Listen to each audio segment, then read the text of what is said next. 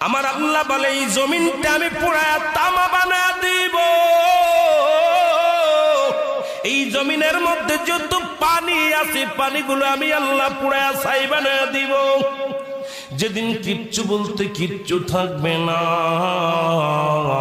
সেদিন থাকবে শুধু আমার আল্লাহ।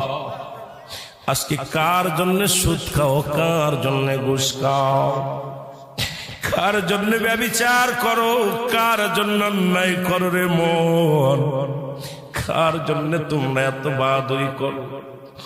আরে আজকে একটা কথা বলতে গেলে কষ্ট হয়। এই জমিনটা আল্লাহ পুরায়া তামা বানায়া দিবে। এই জমিনের মাটিগুলো পুড়ে হবে তামা।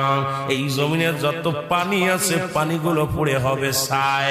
এই দুনিয়ার মধ্যে কিচ্ছু যেদিন থাকবে না, ওই তুরস্কের কত বাহাদুর, কত টাকাওয়ালা মিনিটের মধ্যে 30 সেকেন্ডের ভূমিকম্পে পথের ফকির হয়ে গেছে, রাস্তার ভিখারি হয়ে গেছে।